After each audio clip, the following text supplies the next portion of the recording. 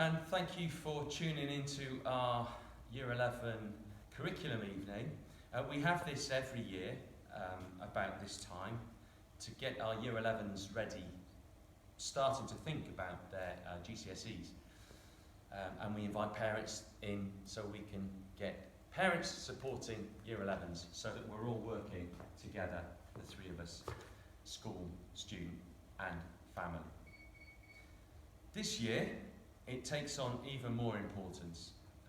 We are all anxious as to how we're moving forward, and hopefully this evening we will be able to explain to you how we as a school and how Ofqual and the Department for Education have made adjustments to enable students to catch up on any learning that's been missed and prepare for exams next summer. Now, there's been no confirmation one way or the other as regarding exams or any contingency plans should exams not take place. All we can go on is the assumption that they will take place. I know that the DFE and Ofqual are determined to have exams in place next year, and that's what we're aiming for, and let's hope that that is the case. So I'm going to start off this presentation, and that's the big sin of a PowerPoint presentation. You never have a PowerPoint presentation with a whole load of words on like that, but that's there deliberately because this presentation will be available for you to see online on our website, so you can pause at that slide and see all the all the decisions made by Ofqual. You could even pause me now and have a look at it.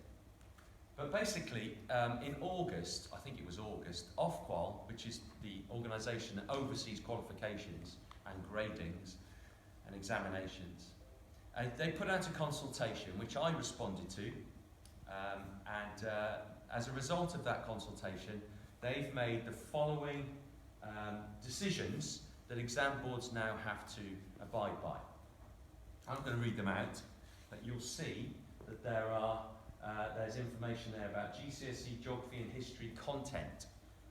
For example, being a geographer, I know that the fieldwork element of the geography GCSE for Year 11 has been taken out of the examination. By the way, there's a booklet to accompany this evening, and in that booklet, all the subject profiles will outline the changes for their subjects and how they are responding to those changes. GCSE English Literature, there's been some reduction in the content that needs to be delivered there. There's optional choices on and different exam boards have different combinations of those. I've seen the one for AQA, which is our exam board, and for us it's fallen well. The material that they've taken out we haven't covered yet, so we're on course for English GCSE. There are others. For example, there's something there on modern foreign languages. The speaking exams, which used to comprise 1/4 of the GCSE grade, is now an endorsement, which means it won't contribute towards the GCSE grade. It'll just be a speaking element that is endorsing the GCSE, very much like the English language speaking exams. So it's all there. There's more.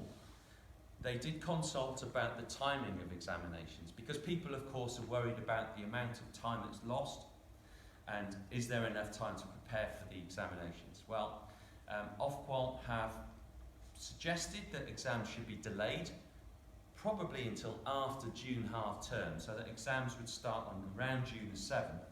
That's 3 weeks later than would normally be the case. That hasn't been confirmed yet. As soon as we know, we will let you know.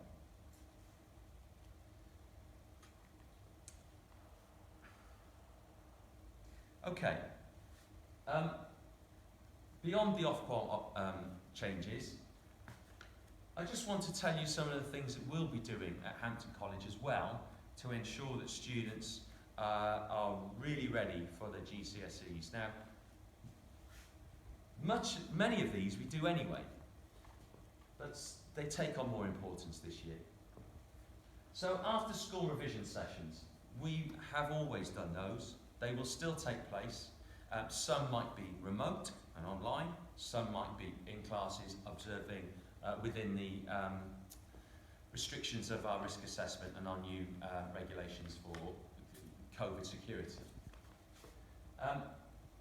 One aspect of the Ofqual consultation, which schools have to abide by, and we are already on top of this, is blended learning and the use of and a contingency plan if we go to lockdown. But basically what that means is having, being able to deliver learning lessons online should we be subject to a local lockdown or other interruptions to learning. That needs to be in place by October, and we're on course for that. We're very well used to that, of course, because Year 10 were working with us on Teams in the summer term. We will be having our mock exams in January, and if you remember last year, of course, our Year 11s and Year 13s were given centre assessment grades, and they were one of the important measures that we used in generating those centre assessment grades were the pre-public exams, or our mock exams. For our Year 11s, they'll be in January, so after Christmas, and they do take on real importance. And we've made this very clear to Year 11 and 10 and 12 and 13, not to leave preparation for exams or hard work until later on in the year, because we don't know what's going to happen. If we're left in the position we were this year, where teachers have to generate grades, we need as much accurate information, as assessment information as we can possibly have. And so if students are not going to take their pre-public exams or their mocks seriously, and we have to generate centre assessment grades, it might have an impact on the grade that they're allocated. Let's hope we don't get there, but let's all take those exams seriously. But they're not the only assessments that we're using. We'll be using in-class assessments, as we do anyway, home learning, informal and formal tests in classes, exam questions in class as part of the normal learning routines that we have. There will be catch-up work available online. I believe there's some available already. And of course, we will be helping Year 11 with study skills, how best to revise and prepare. All our teachers will be monitoring progress and linked to that. It's all linked to the assessments that I was talking about. In italics, halfway through there, you can see we need to identify what students know, and more importantly, what they don't know. We can only do that through assessment. As I said, there's many ways of assessing students, through formal mock exams, pre-public exams, or informal question and answer, written tests in class, exam questions. Study guides are available in the library. We'll be issuing those as appropriate. Gcse Pod and Hecate Maths, these are things you will have heard about. Your teacher will be telling you about those. You can learn at home. You can assess yourself. You can see where your gaps are. Hecate Maths will say you're getting really good at scatter graphs, but you need to work on quadratic equations, for instance, and how to say them. There's plenty of past paper exam resources in the library for you to go and work on. I'll tell you what, the Year 11s who went to the library and worked through the exam questions, they really did get the benefit of those. Don't leave it till tomorrow. Get going on it straight away. For those aiming for the top grades, the 8s and the 9s, the old A-star grades, an A-star, I guess, is a 9, we'll be having master classes for these students. And of course, we will be in communication with you. We want you to communicate with us. We want to help everybody. I know that you're really keen for us to work together. We are planning to have another one of these evenings in March as we get closer to the exams. Okay, so that's my bit over. I'm now going to hand to Miss Yeoman, who's going to talk to us about revision techniques. She's going to motivate us and show us basically how to really get started. Thank you.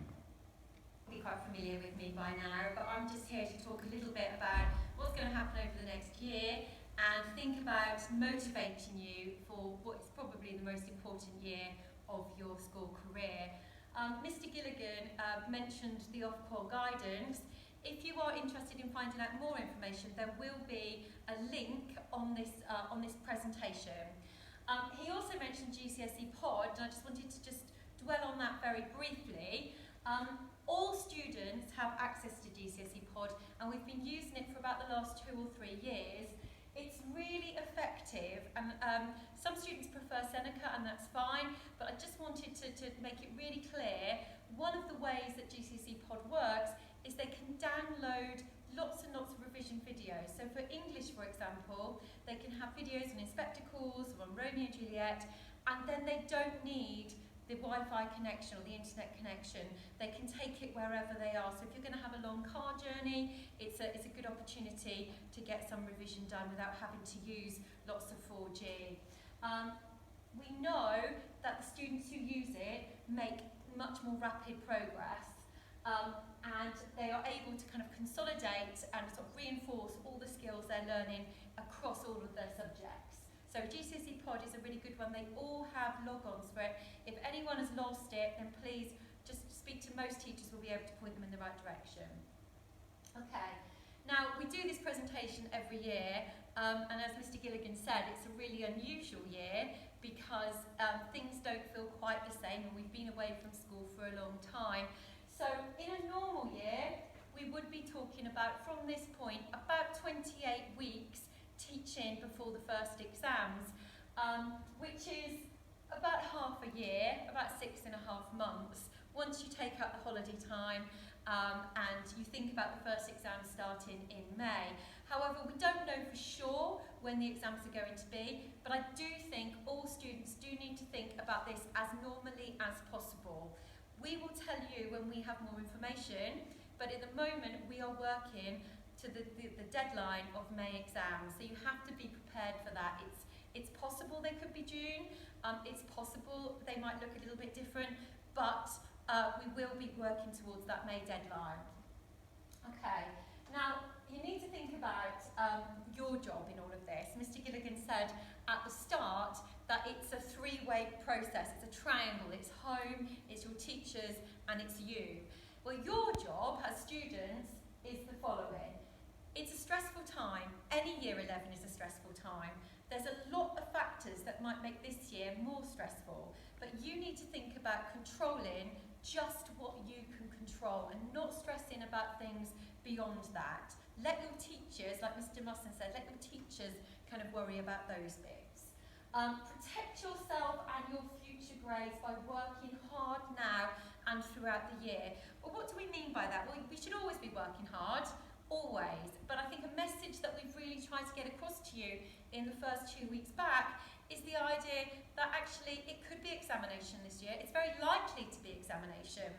We could be in partial lockdown, we could be in national lockdown. We may have exams, we hope we will have exams, but there is a chance it might be teacher assessed again. Now, we don't know, but the best thing you can do is protect yourself by working hard at every single given opportunity, whether that's in-class assessments or that's mock examinations. We have to have evidence when we give you centre-assessed grades. If we haven't got that evidence, we can't give it to you. So please don't leave things to the last minute or think you'll work hard in March or work hard in April or whenever it might be. You need to be working hard now. Okay, so again, your teacher time is really valuable. I think in the time we were off in lockdown, we all realised just how valuable that teacher time was. With that in mind, make the most of the time in class. You cannot waste it. It's not social time. This is time where you should be asking questions. This is time where you should be working to the best of your ability, seeing what you can do and using your teacher support. Okay, I've already said the bit about doing the best in all your assessments, but remember coursework subjects are more important than ever. Your coursework could end up being the thing that makes the decision for your future grades. Okay, if we are in lockdown or we can't do exams for whatever reason, we will be looking at coursework grades. So make sure your coursework is as good as it possibly can be. Okay. And we know, I show this slide every year, and we know that this is very much year 11 in some parts of the year, certainly not all year 11, but certain year 11s had this attitude in year 10, and some may have this attitude coming back in year 11. And unfortunately, some people are still like that in kind of January and February.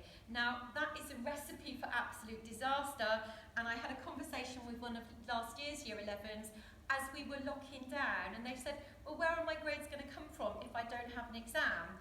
And I said, well, it will probably be your teachers making some sort of assessment. And he said, well, that's it, I'm done, I'm completely done for, because I was going to start working harder in about March. Well, you know, this was him, and he got badly caught out. We have to have evidence of what you can do, so keep proving to us what you're worth. Okay, now that is your school life, going from Key Stage 1 all up to the little blue bit at the top there. That is the bit of year 11 you have got left. And I like to show that because the yellow bit is the Key Stage 4 you've already done. And lots of people think, well, a GCSE is 2 years, and of course it's not at all. You do most of your work in year 10, and year 11, certainly if it finishes in May, is much shorter than a normal year. So you do need to think about making the absolute most of every single month that ticks by here, because it is a tiny little bit that's going to have massive impact on the next stage. Okay, just a few little statements. The blue one is the boy I was telling you about earlier. So, but I didn't work in my mocks. I was going to start working in March. You know, lots of students may say mocks aren't important, I don't need to work hard for my mocks. They really, genuinely are. They always are, because we can see what you can't do, and we can help you to improve the areas of weakness. But this year, more than ever, you do need to prove that your mocks are the best you can be. Don't put off starting work any longer. If you haven't started taking year 11 seriously, now really is the time. Okay, so why is it important? It's important because you want to get the best results possible. The better results you've got, the more choice you've got. The more choice you've got, the more jobs that are open to you, the more post-16 opportunities that are open to you, the more doors are open to you. And whilst everything isn't about earning lots of money, you do want to be comfortable, and if you've got lots of choice and you can open the job market up at lots of different avenues, then you are likely long-term to be earning more money, and you are likely, even more importantly, to be happier. So that takes us on to Mr. Walls's segment on sixth form entry. Okay, so that kind of neatly follows into sixth form at Hampton Academies Trust. It may seem a bit strange that coming straight back after a much shortened year 10 into year 11, we're already talking about options for sixth form, but it's coming up very quickly. We'll go through some dates later so you can see that. It's time to really start to consider what options you want to look at for next year. You can see here some of the outstanding outcomes we had last year. Across the Trust, we had 28% of our students attaining A star and A, 58% at A star B, and 87% A star to C. Those are some of the best outcomes that have been received at Hampton Academies Trust, and we're really proud of that and show that we can put that work in for those top students and for all of our students to make the progress that they deserve. Following that, the students went on to some really top choice universities doing courses, as you can see, like medicine, veterinary science, law, engineering, and at some really highly regarded universities like King's College London, Queen Mary, Loughborough, York, and a whole host of the Russell Group universities. It's not just university that we push for though, also support, no matter whether you want to go to university, apprenticeships, or even into employment.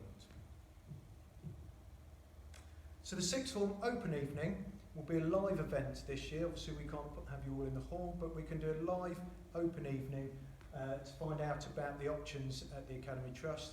That will be on the 20th of October. That'll be going live on that date. Up till then, you need to speak to your subject teachers, find out about what the courses involve at A-level or B-Tech, what the difference between the two at level 3.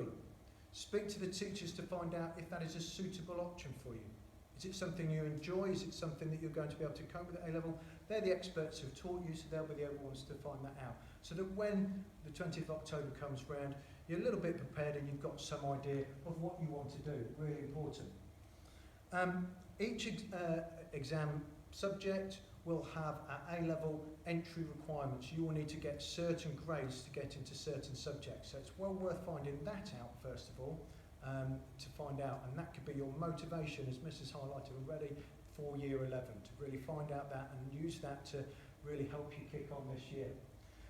Obviously more detail of that is going to come out much later, but if you do have any questions, please feel free to email me on the address on the screen there, swalls@hamptonacademiestrust.org.uk. Thank you. Hi, my name is Mr. Borum. I'm Director of Maths. Just want to say first of all, brilliant start, so thank you to everyone who's been getting in their lessons and working hard. You know who you are. There is still plenty to do though. In terms of recovery curriculum, we've slotted in all of the things we missed out in year 10 and we found where we can put them in year 11. We can fit it in. It is going to mean that the lesson's going to be a little bit faster paced than they might have been, but I'm sure you can help us with that and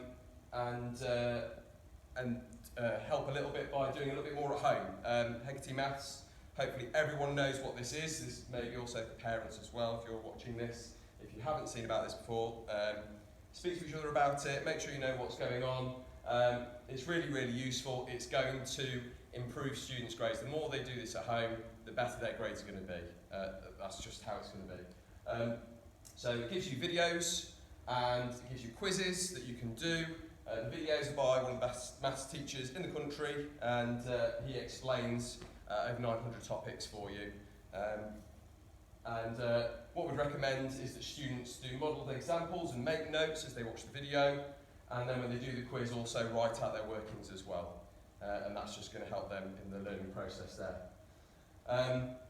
If you're stuck on it, there are building blocks, so things that you're not sure about. If you're not sure about the topic that you're working on at the time, there are the prerequisites to that you can look at. You can also click on the video again and watch the video whilst you're doing the quiz to help you along. And you can also leave messages for your teacher and they'll be able to see that and communicate back with you.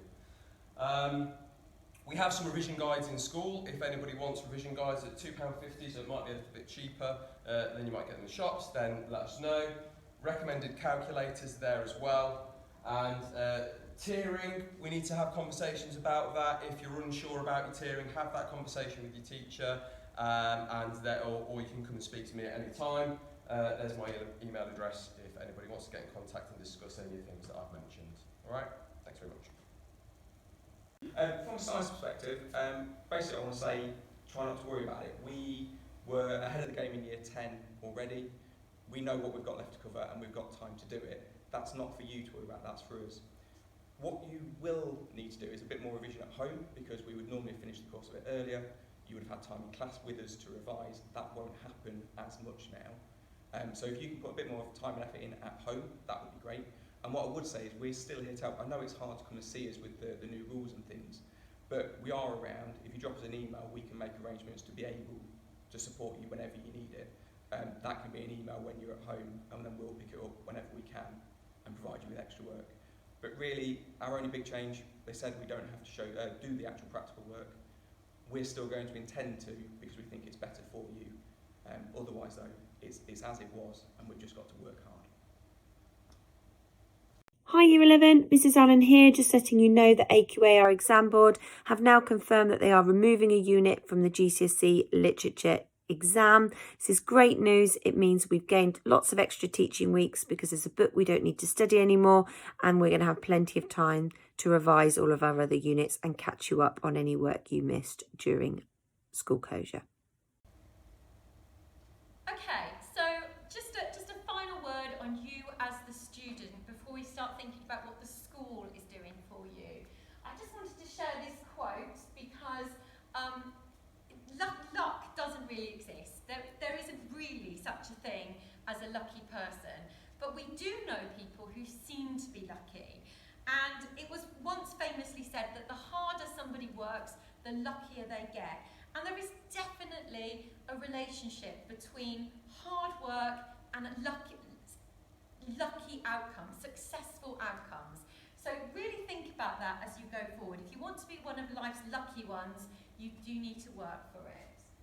Okay, mission critical. So if you don't already know what sort of grade you're working towards, have that conversation with your teachers. You have targets in all of your subjects. They are targets that we believe you can achieve. There is nothing to say you can't go beyond those targets. There is everything to say if you don't work, you won't get that target. So it just gives you a rough idea about what you should be working towards. So make sure you know those targets. They're not pie in the sky. They are based on your previous achievements, and you should be able to achieve them with hard work. Okay, so 5 steps to success, things you can do now, whether that's at home or in school, to help improve your memory, help improve your revision skills. Okay, check you've got everything you need.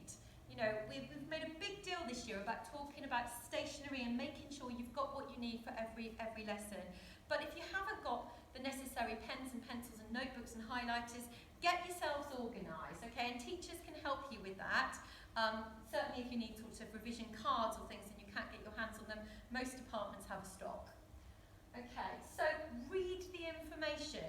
But you'll notice this is just step 2. People who just read the information, it's not really going to stick. So you have to do something with that information. Okay, and the best thing you can do is about taking your notes, and by the time you get to sort of the end of year 11, you will have lots of exercise books in your different subjects. Take those notes and condense them. So whether it's about turning it into a mind map, and then maybe turn it into a revision card, or just flashcards with individual words on. By the time you get to the exam, those flashcards will hopefully trigger all the other notes that you first made earlier in the year. Okay, so there's an example there of a mind map. If you haven't done much work on mind maps, myself and Mr. Edenbrow, we do quite a few revision sessions on how to revise, usually around January time. And Mr. Edenbrow does a really good session on the mind map that is worth coming to. Learn the information, identify the gaps and plug them. Diagnosis, therapy, testing. That's really what all the assessments in your classroom and your mock exams are all about. Making sure you know your areas of weakness. So when you're revising, you're not revising the things you're good at, you're revising the things you're weakest at, and you'll start to improve and know how to improve. Okay, and this one is really, really important. The very, very best thing you can do, past paper questions. We're now 3 or 4 years into this spec. All subjects should have quite a lot of past papers that they can give you. They're in the library as well. Do them, look at the mark scheme, do them again, get your teachers to mark them. It's the best sort of revision. Okay, and moving on to parents, because hopefully there's lots of parents at home watching this as well. What can you do? Well, talk to your child about how you can support them. That's important. Ensure they've got the equipment they need. Pens, pencils, revision booklets, maybe the books from English, for example, they can have their own copies. They are in the library, so you don't necessarily need to buy them, but if you want to buy them, that could be helpful. Making sure they've got a quiet room at home so they can revise without being annoyed by younger brothers and sisters. Make sure they've got a revision timetable. I would hope that all Year 11s now have some kind of revision timetable at home. If they don't, sit down with them and draw that up. What are they going to do on a Monday night? Which day of the week are they going to have some time off, etc. Okay. Thinking about family expectations. You know, Mr. Gilligan said we usually offer quite a lot of revision in the Easter holidays. So hopefully we'll be able to do that next year. We couldn't in 2020 for obvious reasons. Some students are a bit caught out because they have to go on holiday and they've missed that opportunity. So maybe think a little bit about family expectations and how you can really shape your diaries to support them. Make sure they've got enough water, enough snacks when they're revising, and be aware of the pressures. Year 11 in any year is a pretty hard-going year, and they're bound to have their emotional ups and downs.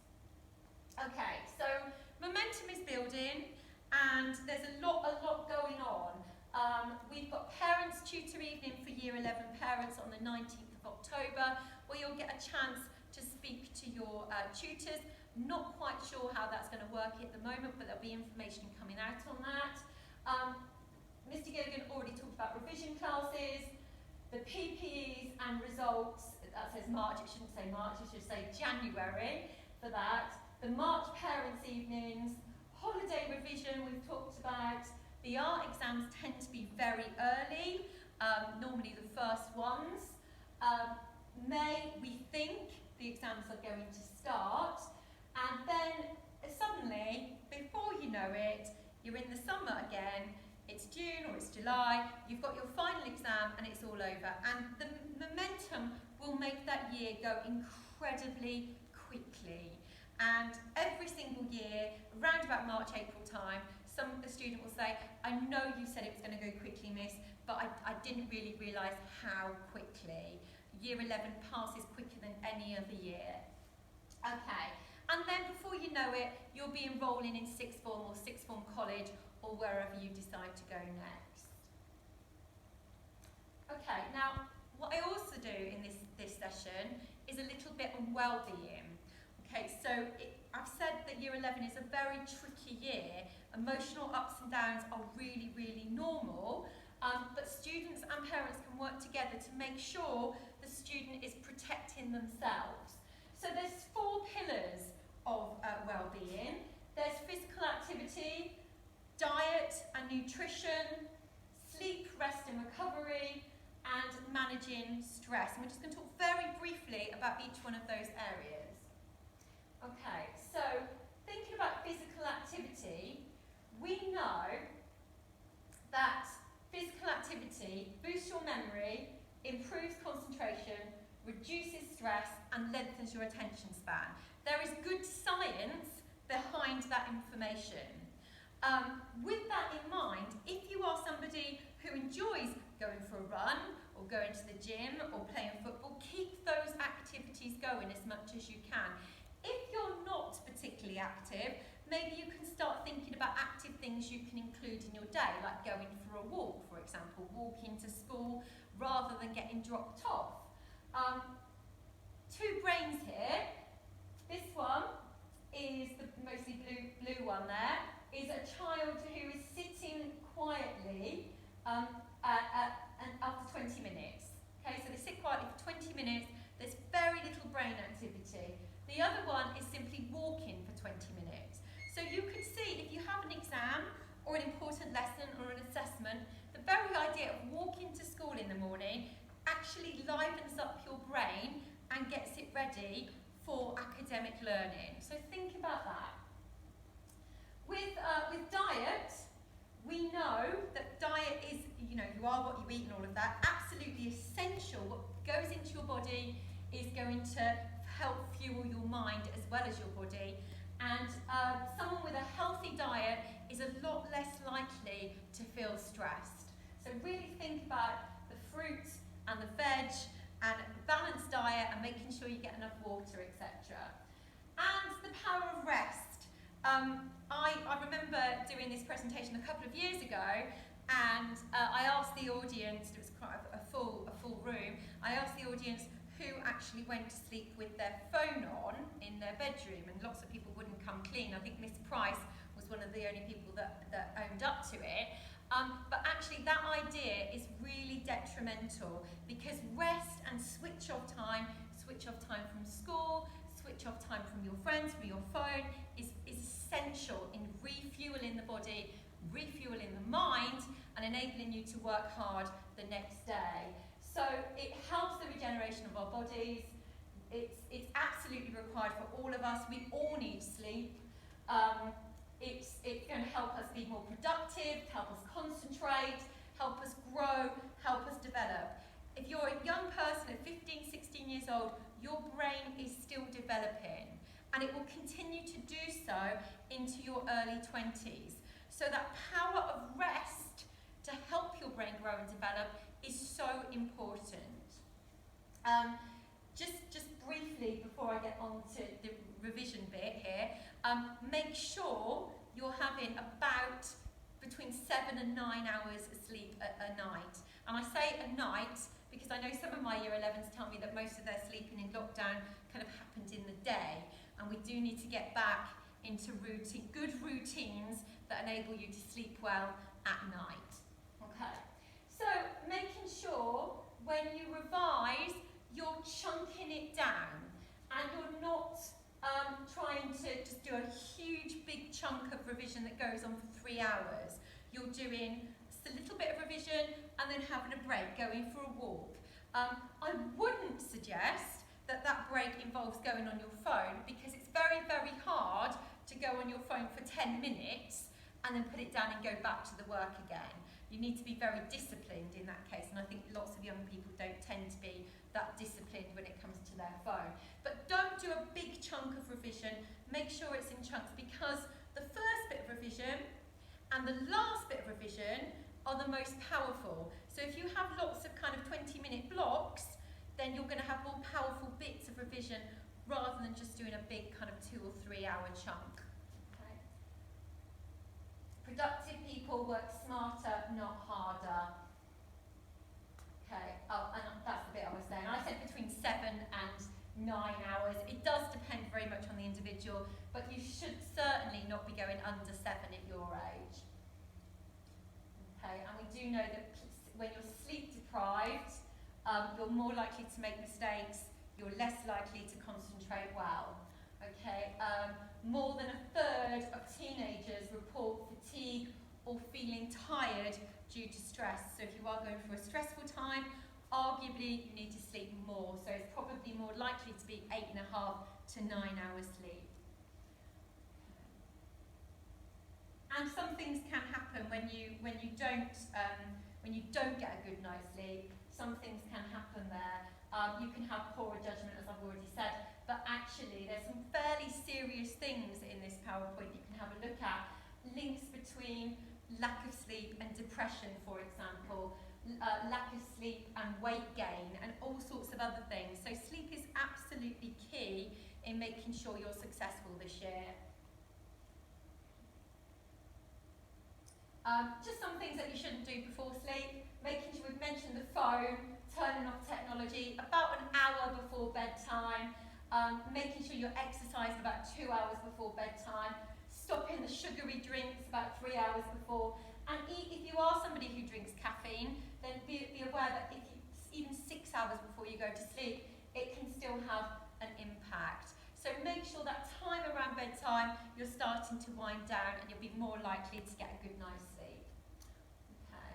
Now, stress and managing our stress is the kind of 4th pillar of well-being, and these are just some of the things that our students might go through when they're feeling anxious because of examinations. They might get headaches, they feel extra tired, they might get panic attacks, feel tension, feel irritable, might take it out on parents, take it out on siblings. So what can you do to just control that stress? Well, it's a mental or emotional strain or tension resulting from adverse or demanding circumstances. It doesn't get much more demanding for a 15, 16-year-old than having to go through a GCSE.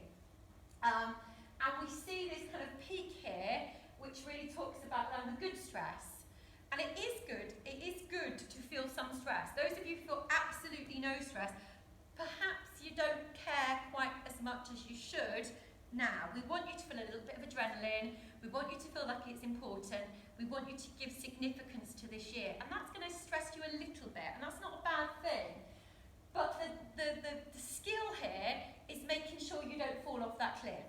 The skill is making sure you don't get overly stressed and go into bad stress where you start feeling panic and you have anxiety attacks and you might feel angry or just exhausted with it all. So the good things are just right in the middle there. It's important, I'm going to take it seriously, I'm going to work hard, I care about this, and you've got a little bit of adrenaline just to sort of propel you on. Okay, so other things we can do, okay, put aside what already today. I was talking to my year 13s about this week. It's so easy in 2020 more than any other year to worry about things that actually we have absolutely no control over. We cannot control what is going to happen with the exams this year. We cannot control how they will be awarded. We cannot control how your spec is going to change. You certainly can't do any of those things. So think about what you can do. You can certainly control how hard you're going to work. You can certainly control a revision timetable, or making sure you turn up to class on time, making sure you do the home learning, you revise, etc. Worry about what you can control, not what you can't control, okay? I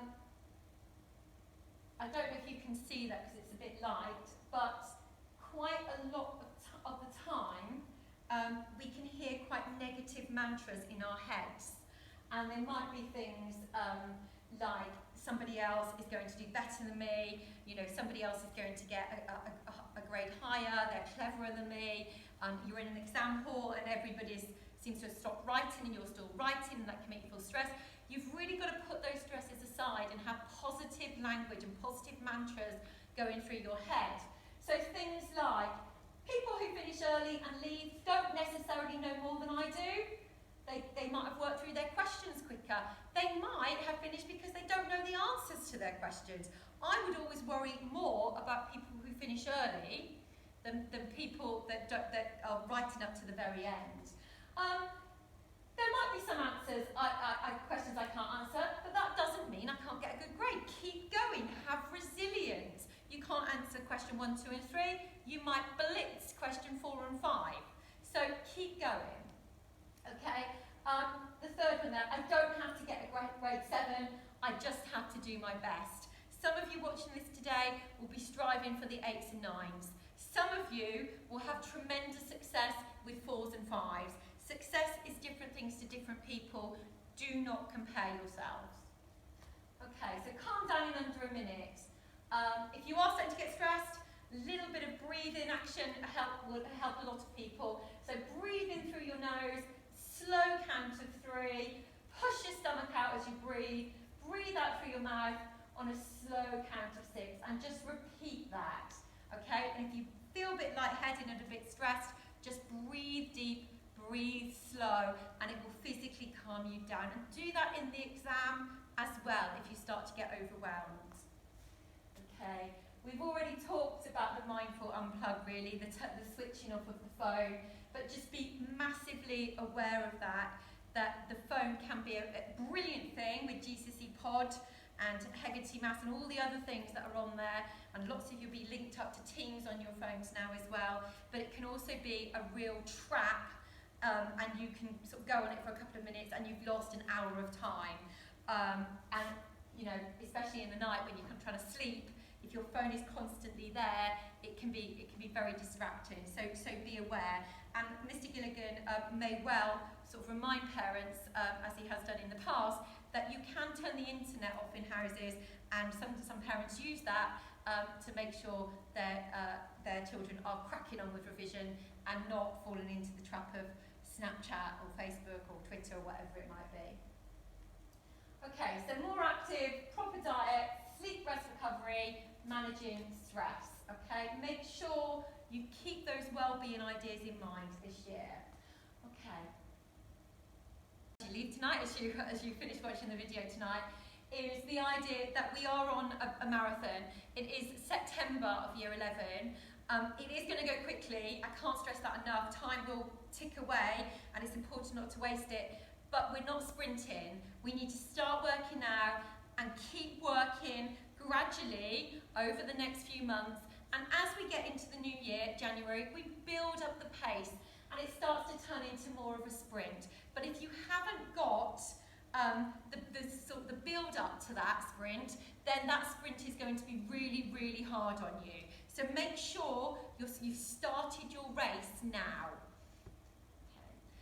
thank you very much for listening and for reading as well. Hopefully that's been really, really useful information for you. If you have any questions on Year 11 and what's going on this year with revision or anything like that at all, anything that affects the exams, then please do get in touch and hopefully we'll be able to help you a bit more. Thank you very much.